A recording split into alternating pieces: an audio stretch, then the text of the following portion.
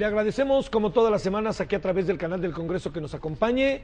Hoy en nuestra mesa de diálogo, un asunto que muchos hablan como una de estas grandes virtudes del derecho mexicano, que es el amparo.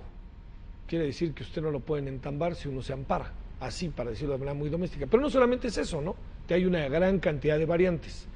El nombre viene precisamente de que uno se ampara, uno se defiende, ¿no? Sería quizá de una manera muy simple una especie de silogismo. Ha habido reformas a la ley de amparo y recuerde que estamos en este proceso que aquí mismo hemos discutido hace algunos años de las renovaciones al sistema jurídico que deben de cerrarse en 8 años o 7 años más o menos, nos decían en varias ocasiones cuando discutimos el tema. Hoy para hablar de la ley de amparo, las reformas a la ley de amparo, está con nosotros la doctora Isabel Martínez, investigadora en Derecho Penal y becaria CONACYT. Muchas gracias, doctora Isabel, bienvenida. Muchísimas gracias por la invitación. Es un gusto. Y el doctor Gerardo Palomar Méndez, director del programa de Derecho en el TEC de Monterrey, acá en el campus Santa Fe, y abogado litigante. Gracias, doctor Gerardo, bienvenido. Muchas gracias, a la orden. A ver, ahora sí que en la Casa de los Legisladores, en San Lázaro mismo, ¿qué es el amparo, Y es cierto que es una de esas grandes virtudes del derecho mexicano que pocas naciones tienen y todas estas cosas que de repente a lo mejor se sobrevaloran, pero a lo mejor sí son y tenemos que saberlas. Pues en realidad el amparo sí es una de estas cuestiones que el derecho mexicano tiene de ventaja con relación a otros sistemas jurídicos. Es uno de los controles de constitucionalidad en esencia. Digo, tenemos por ahí algunas cuestiones que también son de legalidad. ¿Cuál sería la diferencia? En realidad es un juicio diferente de un juicio anterior. Pensemos, está el sujeto A y el sujeto B, se van a un primer juicio, en ese primer juicio gana el sujeto A, pero hay alguna violación que haya realizado, por ejemplo, el Estado, o no se llevó adecuadamente algo para el sujeto B, y el sujeto B puede ir en vía de amparo y decir, bueno, no se han respetado completamente mis derechos y quisiera que se respetaran. Precisamente por eso tiene una naturaleza diferente de un juicio inicial. ¿Por qué es relevante? Porque se hace una calificación de constitucionalidad o de legalidad y esto nos ayuda a tener una mayor certeza de que se ha hecho bien el procedimiento, de que las cosas van a terminar siendo razonablemente justas. A ver, te lo planteo, ¿por qué de repente escuchamos que alguien que puede ser un presunto responsable de un delito dice, me voy a amparar y no lo puedes meter a la cárcel? ¿Esa es la figura del amparo? ¿O es otra variante sobre la figura del amparo? Es una de las posibilidades del juicio de amparo. Una ligera precisión, esto de presunto responsable es un poco contradictorio con la idea del derecho penal. En derecho penal nosotros siempre hablamos de la idea de procesados, pero precisamente por la idea de presunción de inocencia no podemos hablar de un presunto responsable, porque sí, claro, supondría una carga diferente. Ahora, la idea de eventualmente me están acusando de un delito y me voy a ir a amparar tiene que ver con, bueno, realmente se cuentan con la cantidad de pruebas necesarias o, por ejemplo, me llegaron a detener de una manera adecuada. Si, por ejemplo, están diciendo, no, pues a esta persona se le detuvo en flagrancia y resulta que no la detuvieron en flagrancia, sino que la detuvieron o dentro de su casa o fuera de la temporalidad que señala el mismo código, o la detuvieron solamente por una acusación sin que existan más elementos y fuera de estos límites de flagrancia, podría decir, bueno, es que no hay razón para que yo esté aquí. O sea, una persona a la que dicen, aquel hombre, aquella mujer, se metió en una casa y robó, pero nadie lo supo, y entonces empieza a decirse, fulanita de tal fue la responsable, o y ella se ampara, ¿o no? No necesariamente. Pero digamos, se ampara para que no la detengan. Pregunto. ¿Puede llegar a ampararse para que no la detengan? Sí, de hecho hay algunas figuras que... ¿Y por ello no la detienen? No necesariamente, si hay una violación a sus derechos, claro, entonces en ese caso le darán el amparo y protección de la justicia federal, en otras circunstancias no. Que solamente que se dé esta variante. Exactamente. Sí. ¿Cómo está en este momento el amparo? ¿Se aplica o padecemos, abogado, todas esas cosas que se padecen en el sistema judicial mexicano?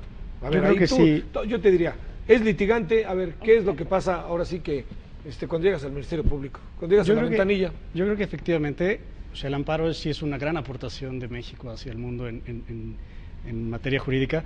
¿Qué es lo que sucede con el amparo? El amparo se está abusando de esa figura. Esa figura. En efecto, una persona que efectivamente robó, una persona que efectivamente fue vista haciendo un delito, cometiendo un delito, tiene la opción de ampararse. ¿Por qué tiene la opción de ampararse? Porque el procedimiento que se llevó para su detención, para elaborar toda la cuestión de la investigación, para determinar que hay una orden de aprehensión en su contra, en algún punto seguramente será defectuosa.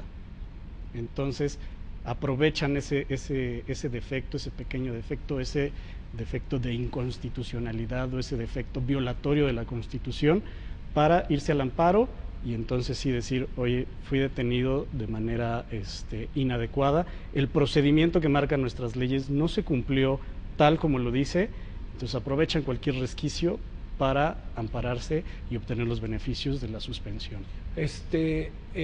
No es una figura, como decía Isabel ahorita, de otros países, ¿va? No es una figura jurídica que sea muy del mundo, pregunto. No, ha sido copiada por varios países, porque es una figura benéfica, yo digo, si no se abusa de ella, como lo hemos hecho hasta ahora. ¿Qué reformas hubo? ¿Qué reformas importantes hubo a esto de lo que hemos platicado? Que es una especie, ya tenemos el código de lo que es el amparo. ¿Qué reformas se hicieron y dónde radica la importancia para los ciudadanos de estas reformas? Pues en junio se realizó una reforma de carácter constitucional, no solamente para lo que es materia de amparo, sino también se realiza en materia de derechos humanos. En conjunto, esto es lo que nos hace una modificación importantísima para los alcances de la misma figura de amparo. Coincido con el doctor, hay un grave abuso de la figura actualmente, muchísimas personas acuden bueno, me ampararé por cualquier circunstancia, pero la razón histórica del amparo tiene que ver con, estoy ante todo el sistema del Estado, ante toda la maquinaria del Estado y soy solo un ciudadano, solamente cuento con los elementos y con las posibilidades propias de un ciudadano. ¿Qué hago yo como ciudadano ante un Estado que viene encima? Solicito que precisamente sea la justicia federal quien me ampare y quien diga, bueno, o las cosas se hacen bien o no pueden considerarse como legales, no pueden considerarse como finalmente buenas, porque a menos que todo mi procedimiento esté adecuadamente realizado, yo no puedo suponer que hay un rango de justicia material más allá. ¿Qué es lo que va a pasar con esta reforma en materia de amparo y con la reforma en derechos humanos? Lo que estamos diciendo es, ahora no solamente vas a tener que hacer una interpretación de la Constitución, sino que tendrás que entender que el concepto es desde la Constitución, es decir, no solamente por lo que está contenido en cada uno de los artículos, el 1, el 2, el 3, no. ¿Qué pasa con tratados internacionales? ¿Cuál es el contenido de esos tratados internacionales? ¿Qué pasa, por ejemplo? ¿Qué nos obliga? Claro, tenemos como una visión un poco extraña al respecto. Normalmente pensamos en tratados internacionales, hay una violación a nuestra soberanía. Pues no, sucede que en el punto en el que nosotros tuvimos que ratificar esos tratados internacionales, se volvieron parte de nuestro propio código interno y precisamente por eso tenemos que utilizarlos también. Y eventualmente vamos a tener algunas formas de decir, no solamente hay violaciones a la Constitución, sino si hay violaciones a un tratado internacional, se entiende como una violación constitucional también. ¿Por qué? Porque el tratado constitucional puede ser más protector o porque puede ser más descriptivo, porque puede ser más detallado. Pensemos, por ejemplo, en la figura del arraigo, que es constitucional. Sí, claro. Tengo una figura en el artículo 16 que me dice, el arraigo está permitido de 40 a 80 días, casos de delincuencia organizada. Uy. Exactamente, las cuestiones de los transitorios, pero también tengo una serie de tratados internacionales en materia de derechos humanos que me dice que yo no puedo tener una medida de ese estilo sin que sea violatoria de derechos humanos, lo cual significa que con estas dos modificaciones yo podría llegar a decir, puede estar en la Constitución, eso no lo hace constitucional y eso no significa que yo no me pueda amparar con la justicia federal. A ver, ¿cómo ves este asunto? Porque además también, digamos, yo presumo que un delincuente de estos que se detienen con bombo y platillo, que aparecen en sus 15 minutos de fama, de repente dice, a mí me detuvieron y me agarraron a golpes, yo me quiero amparar. ¿Y cuál arraigo? ¿Qué es lo que pasa ahí? En efecto, lo que sucede es, vuelvo a lo mismo, se abusa de esta figura. Sí, la figura. ¿Qué es lo que sucedía antes de las reformas? Antes de las reformas, uno solo se podía amparar en contra de cuestiones constitucionales. ¿Qué quiere decir esto? En contra de las garantías individuales. Ahora se está poniendo mucho de moda, o ya se puso mucho de moda, las cuestiones de derechos humanos. Entonces, sí, efectivamente, los tratados internacionales en materia de derechos humanos ahora se ponen a la par de la Constitución. Ajá. Como muchos otros tratados internacionales. Entonces, deben ser, como efectivamente lo decía, cuidados al mismo nivel. Nuestra norma máxima es la Constitución, y si ponemos a la par los tratados internacionales, pues deben ser tratados con la misma medida. Acordes a la Constitución. Es correcto, al mismo nivel Sí. que la Constitución. Entonces, el amparo ahora en materia de derechos humanos los atrae y amplía la gama de puntos a ampararse. Es que yo recuerdo, abogado, incluso no hace mucho, yo escuchaba, me voy a amparar ante circunstancias de cualquier índole, y era un manoseo de la figura brutal, ¿no? Claro, Porque ahora da ahora, la impresión de que se expedían como quien expide cualquier cosa, ¿no? Ahí viene el amparo, órale, yo lo firmo y vámonos. ahora parte de las reformas es un estudio más adecuado de la suspensión, que la suspensión es la que uno busca, Sí. ¿no? El no me detengas ahora, hasta en tanto un juez federal determine si me debes o no detener, si cumpliste o no cumpliste con la Con Constitución todo, sí. y con el procedimiento de pe a pa. ¿Qué es lo que sucede ahora? Una virtud de esta reforma es que antes, si había una cuestión inconstitucional, pues ese amparo que se obtenía por esa cuestión inconstitucional, había un artículo, vamos a poner el ejemplo, había un artículo que era violatorio de la Constitución. Uno, como ciudadano, iba y lo acusaba, que se le había aplicado en un juicio un artículo que iba en contra totalmente de la Constitución.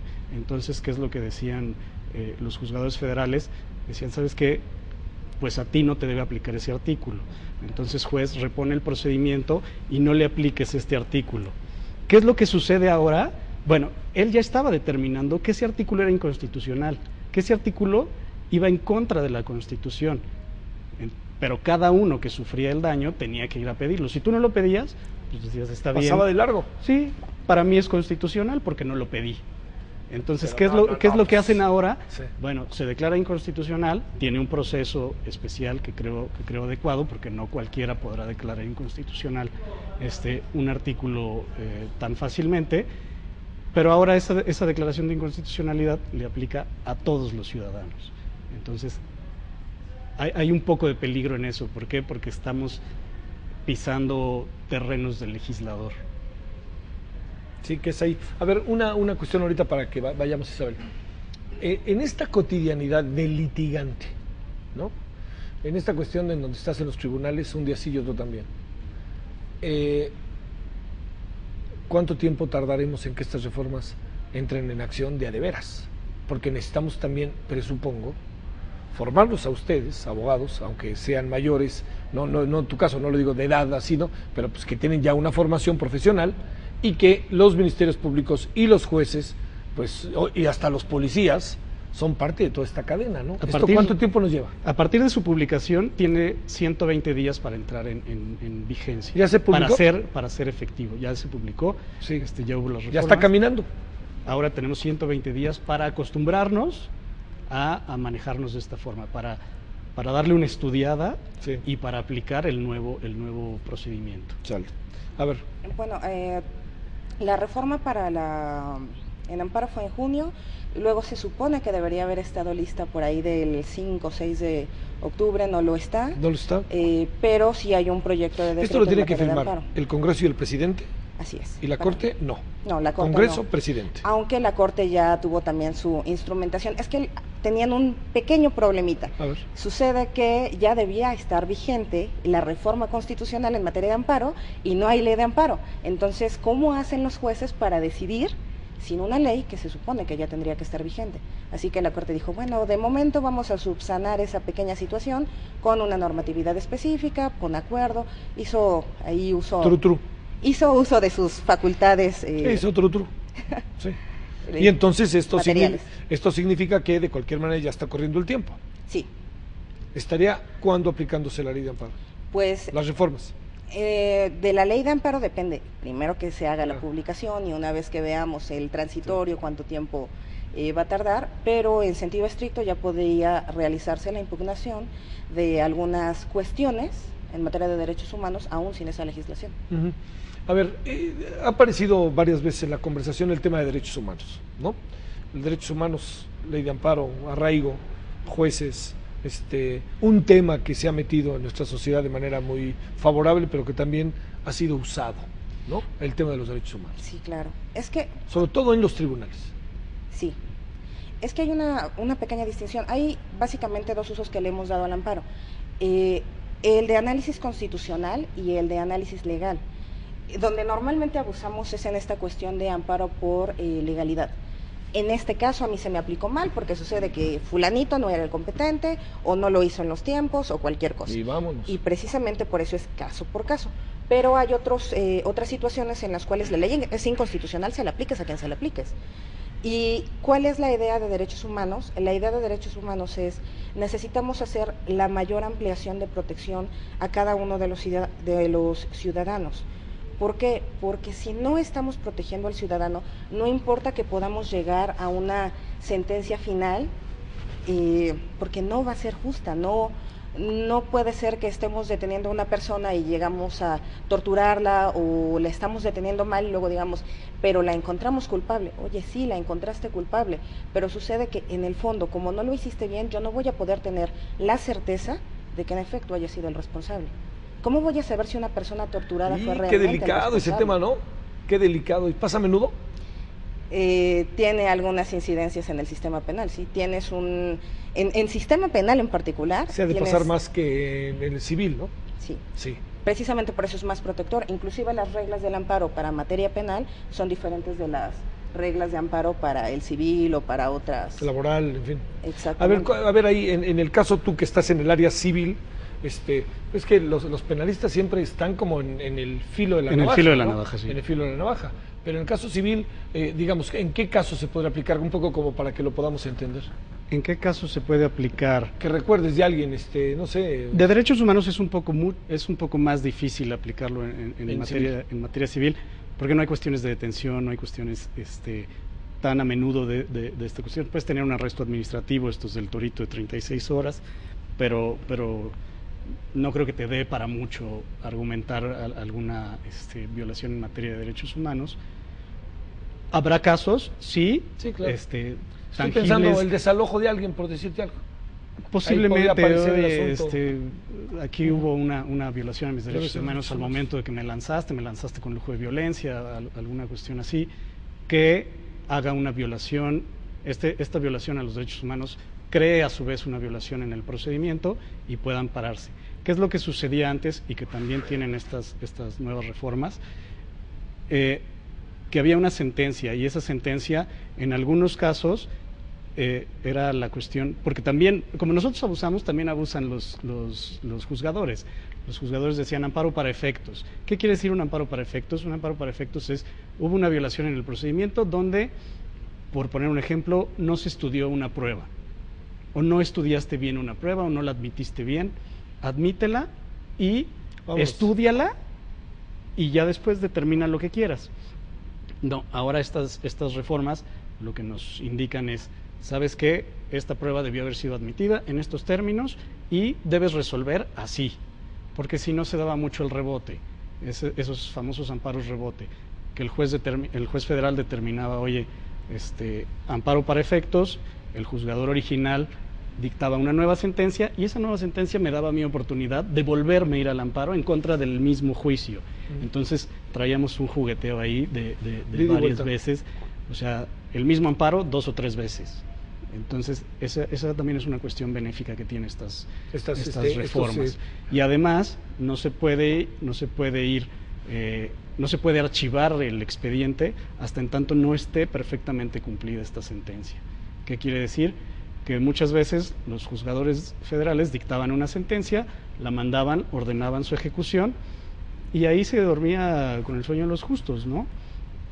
Ahora esa sentencia que dicte el juzgador federal no va a poder ser archivada como asunto concluido hasta en tanto no se cerciore de que el juzgado natural cumplió con su ordenamiento.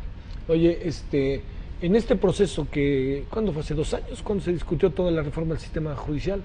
Justicia penal. Justicia penal 2008. O sea, en 2016 ya debemos estar listos. Sí. ¿Y tú crees? Me parece muy complejo que lleguemos Es que a estar yo listos. veo las cosas igual, ¿eh?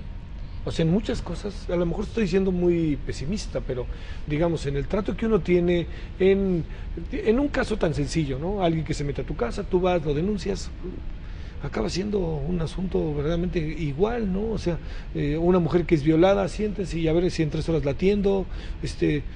Esta depuración de la justicia no acaba por darse, ¿no? No, se vuelve a victimizar, de hecho ese es el Claro, problema. 2 veces el víctima, sistema ¿no? Te violan y además eres víctima ante el tribunal. Sí, es la doble victimización que ahora pretenden con la Procuraduría La social de atención a Claro. las víctimas del delito, Sí. subsanar un poco, pero vaya. Ujú. A ver, pero ¿cómo vamos a estar? Pues tenemos algunos conflictos por ahí en materia de capacitación sobre todo y en materia de implementación real, porque significa que no solamente tienes que capacitar a tus jueces penales, tienes que capacitar a los policías que realizan la detención, a los ministerios públicos que conocen, a los jueces que están realizando, a los peritos, es capacitar absolutamente a todo el sistema de justicia, a todos los operadores y explicarles cómo se va a tener que rendir una prueba, cómo se tiene que llevar ante el juzgado, qué pasa si se llega a romper esta idea de cadena de custodia. Estamos diciendo, Sí. insisto, detienes mal, todo tu juicio se te puede ir al traste porque la verdad es que lo No hiciste quiero mal sacar desde el el principio. tema polémico, pero eso puede pasar con Flora Escasez. Sí. Sí, el hecho, en un caso, no el de Florence, pero en cualquier caso donde se omitió una firma de algún testigo, se omitió alguna, eso es suficiente para que todo el juicio se retrotraiga hasta ese momento, por lo menos. No creo que sea necesariamente así, no creo que sea cualquier conflicto en el procedimiento, pero sí cuando son cuestiones procedimentales relevantes. Tal vez no tengo la firma de la persona que está realizando finalmente bueno, está dictando esta cuestión de la defunción, no recuerdo el nombre técnico ahora, pero sé que está ahí muerto. Médico y sé legista. gracias, sé que está él muerto ahí, sé que, bueno, en efecto, esta persona... Sí, el hecho de que falte una firma, pero haya evidencia real de que sucedió, te permite un amparo. Y te Habría puede que estudiarlo. permitir la libertad del que aparentemente es el responsable del delito. Sí, claro. Más o menos, depende también si puedes lograr una convicción en el juez. La idea del sistema acusatorio es sobre todo, tengo que convencer al juez de que esta persona es realmente responsable penalmente de lo que se le acusa. ¿Hay algunas deficiencias en el procedimiento? Sí, pero eso son deficiencias que se pueden subsanar. Cuando hay una deficiencia que no se puede subsanar, en ese caso me voy a tener que ir a una idea de, hay una duda razonable. Yo no puedo llevar a una persona a la cárcel solamente por unas pruebas que no me generan a mí como juez una convicción suficiente. ¿La discrecional sigue a todo lo que da o no, abogado? La discrecional sigue a todo lo que da. La realidad es que sí, porque es mucho a criterio del juzgador, ¿no? Esta cuestión de la ley de amparo es mucha aplicación del criterio del juez. Los abogados a lo que nos dedicamos en muchas de las partes es a la interpretación legal. Sí. Entonces, la interpretación de un mismo artículo se puede hacer de varias formas. Y esto es lo que nos da, en muchas ocasiones, la jurisprudencia. La jurisprudencia determina claro, cuál debe ser o cuál no debe ser la interpretación real de un artículo. Entonces, sí es discrecional. Ahora, pero déjame decirte una cosa, pienso, perdón el ejemplo, pero es como un árbitro de fútbol. Muchas decisiones son discrecionales, pero hay reglas en las cuales él toma las decisiones, o eso quisiera pensar. ¿Pasa lo mismo con esta discrecionalidad? Como ellos son jueces de constitucionalidad y de legalidad, deben apegarse perfectamente a todas nuestras... Al ABC. Al ABC, sí, efectivamente. Sí. Porque es más, sobre ellos no hay ningún órgano de control, ¿no? Son los últimos.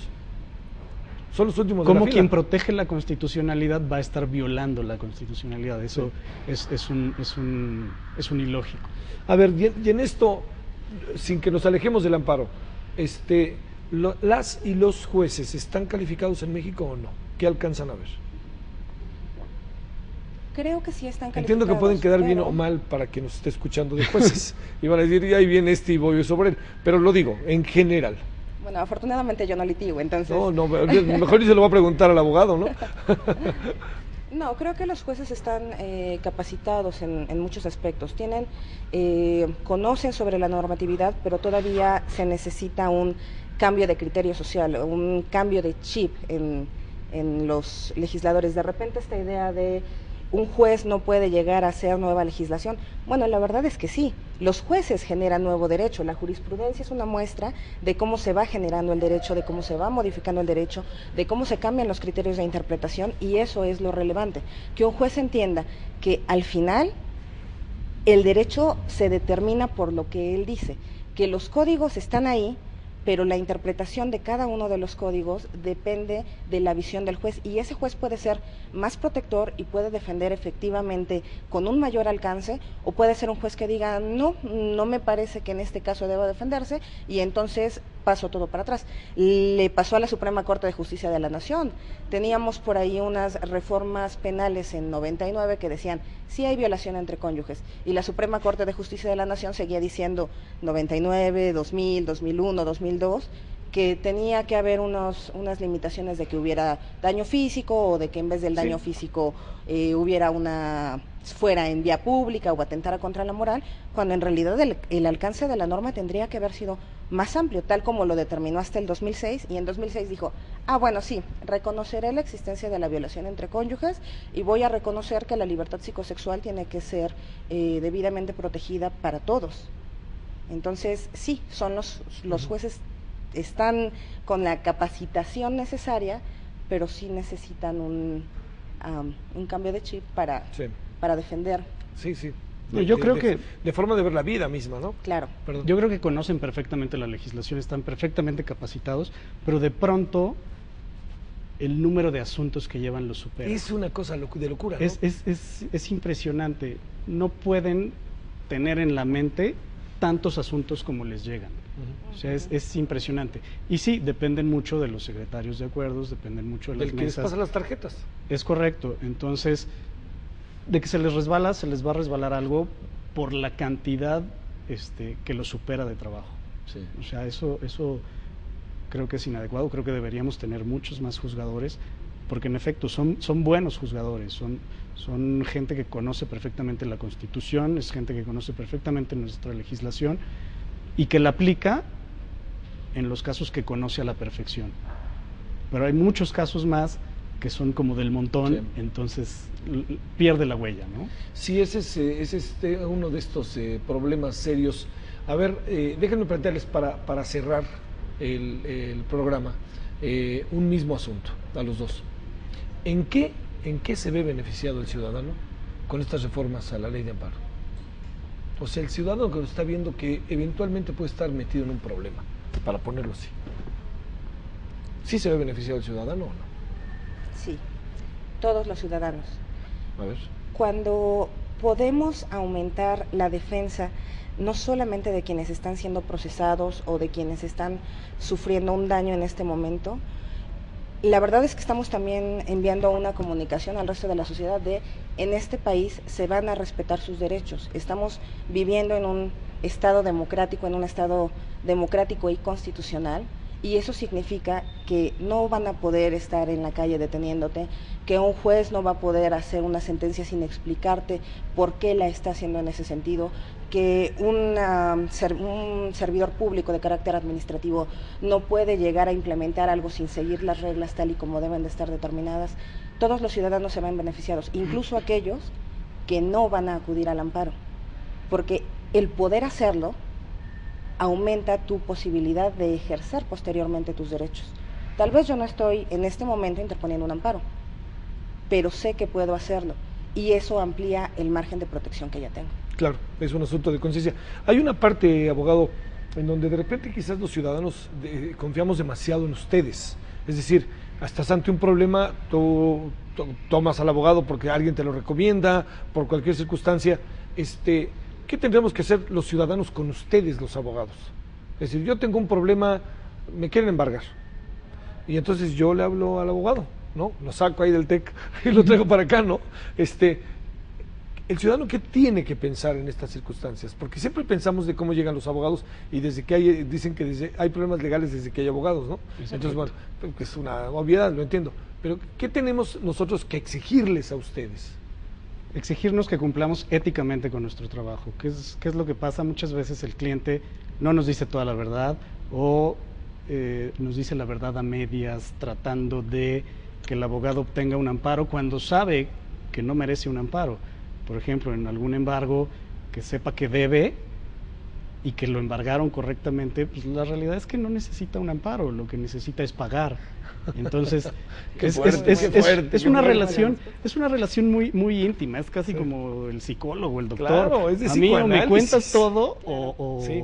o ve tú a ver qué te pase. Ajá, porque yo voy a resolver conforme a la verdad que me estás diciendo. Sí. Yo voy a tratar tu procedimiento conforme a lo que tú me estás diciendo. Entonces, en algunas ocasiones eso nos hace actuar de una manera poco ética y al final nos dicen, ¿te acuerdas de esto? Es que fíjate que no sucedió así. Y tú ya tienes una sentencia favorable actuando de una manera poco ética, insisto. ¿Qué deben hacer los ciudadanos que no tienen la posibilidad de tener acceso a un abogado? Y que están metidos en un problema, punto. Vamos a poner un problema muy elemental, el embargo, para no decir otra cosa, para no hablar de que hubo una riña en la calle y alguien mató a alguien, o lo acusan a uno de lavado de dinero, de estos conflictotes de hoy en día, ¿no? De que forma parte uno de la banda del Chapo, una cosa así, ¿no? ¿En materia de embargo? En materia de embargos, bueno, en cualquier materia, yo creo que si no tienes... pero digamos, digo, los ciudadanos que no tienen este acceso a los abogados. Si no tienen la posibilidad económica de contratar un abogado, existen abogados de oficio tanto en materia federal como en materia local. Pero son para correrles los de oficio. Los de oficio, bueno, acaba de ser publicado en el periódico que el 99% de los casos los defensores de oficio los pierden. Sí. Bueno, no los pierden, se pierden, ¿no? Entonces, sí, pero se pierden, abogado, se pierden porque no se quieren ganar, muchas veces. Se pierden, yo creo que el sistema del defensor de oficio debe mejorar, ¿no? El sistema donde un defensor de oficio no es encargado de un juicio desde el inicio hasta el final, creo que es incorrecto, porque se encargan de partes tú eres el abogado de oficio A, tú te vas a encargar de todas las demandas, pero no le das la continuidad a esa demanda. Habrá un abogado de oficio B que le dé la continuación en el segundo paso y otro que ofrezca pruebas y se especializan en eso nada más. Entonces creo que no es el proceso idóneo para llevar a buen fin los procesos. Bueno, abogada, que ya acabes ¿qué es tu maestría o tu doctorado? Maestría. ¿Y tienes ya el tema de tesis o no? Sí. ¿Cuál es? Inviolabilidad de las comunicaciones privadas. ¡Wow! Gran asunto. Es asunto a nuestro tiempo, ¿eh? Pues con la reforma constitucional de que cualquiera puede ofrecer estas conversaciones, pues es un poco preocupante. Sí, claro, bueno, y luego cualquier conversación que te filtran y resulta que luego se vuelven pruebas y luego también hay una parte cada vez más fuerte que me parece que está creciendo, que empieza a haber abogados sobre en esta especialidad, que es el daño moral, ¿no? Claro, o inclusive para la misma protección de los abogados, el decir, claro, si yo estoy hablando con mi cliente, yo no puedo decir lo que mi cliente está hablando conmigo porque es secreto profesional, pero ¿qué le impide a mi cliente decir lo que yo le acabo de decir a él? Él no tiene ninguna... Va de ida y vuelta. Exactamente. Muchas gracias, abogado, que viniste. Gracias a ustedes. Gracias. Muchas gracias a Isabel Martínez, que ella es investigadora en Derecho Penal, becaria CONACYT, gracias de nuevo, y al doctor Gerardo Palomar Méndez, director de programas de Derecho en el TEC de Monterrey, Campus Santa Fe, y abogado litigante. Gracias. Muchas gracias. Muchas gracias a usted, pásela bien, aquí seguimos en el canal del Congreso, no lo olvide, la próxima semana y en los diferentes horarios de fin de semana, y el miércoles nuestra mesa de diálogo. Pásela bien, adiós.